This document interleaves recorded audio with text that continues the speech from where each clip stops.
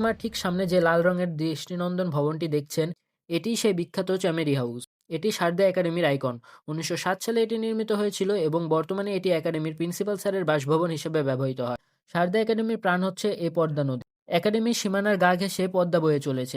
কথিত আছে ব্রিটিশ অফিসাররা বিকালের সময়টা এখানেই কাটাতে পছন্দ করতেন। এখানে বসলে যে শান্ত শীতল হাওয়া পাওয়া যায়, তা আপনার সারাদিনের সব ক্লান্তি দূর করে দেবে।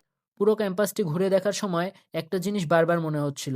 আমরা সাধারণ মানুষের বাইরে থেকে হয়তো কিছু পুলিশের কঠোর রূপই দেখি, কিন্তু সেই রূপটা তৈরি করতে তার কতটা নান্দনিক এবং সুশৃঙ্খল পরিবেশের মধ্যে দিয়ে যান, তা এখানে না আসলে বোঝা যেত না। সারদা পুলিশ একাডেমি আমাদের দেশের একটি সম্পদ, একটি গর্বের জায়গা। তো ভিউয়ার্স, আজকের এই ছোট্ট সফরটি আপনাদের কাছে কেমন লেগেছে?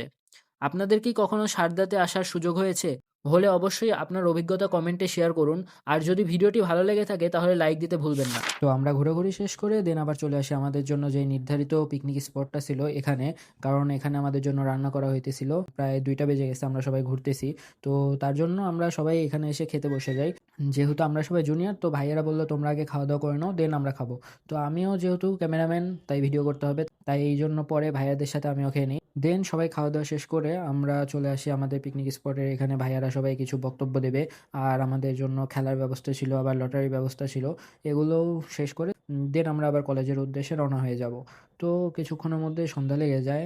আর আমাদের যেহেতু সন্ধ্যা লেগে গেছে, বাসায় ব্যাক করতে হবে, তাই জন্য আমরা বের হয়ে পড়ি বাসার উদ্দেশ্যে। তো প্রায় আমরা আবার আধা ঘন্টার মধ্যে চলে আসি রাজশাহীতে। আমার আজকের এই প্রচেষ্টা ছিল আপনাদেরকে আমাদের দেশের একটি সুন্দর স্থাপনার সাথে পরিচয় করিয়ে দেওয়া। এমন তথ্যবহুল এবং ট্রাভেল ব্লগ দেখতে অবশ্যই চ্যানেলটি সাবস্ক্রাইব করবেন এবং বেল আইকনটিতে বাড়ি মারতে ভুলবেন না। তো সকালেও যারা কাজ করতেছিল এখনও তারাই কাজ করতেছে, আর আমি যেহেতু ক্যামেরাম্যান আমার কাজ করার দরকার নাই। তো যাই হোক, আজকের মতো এই পর্যন্তই। দেখা হচ্ছে নেক্সট কোনো ব্লগে। আর নেক্সট কোথায় যাওয়া যায় সেটা আপনারা কমেন্ট করে জানাবেন। দেখা হচ্ছে খুব শীঘ্রই নতুন কোনো গন্তব্যে। ততক্ষণ পর্যন্ত ভালো থাকুন, সুস্থ থাকুন। আল্লাহ হাফেজ।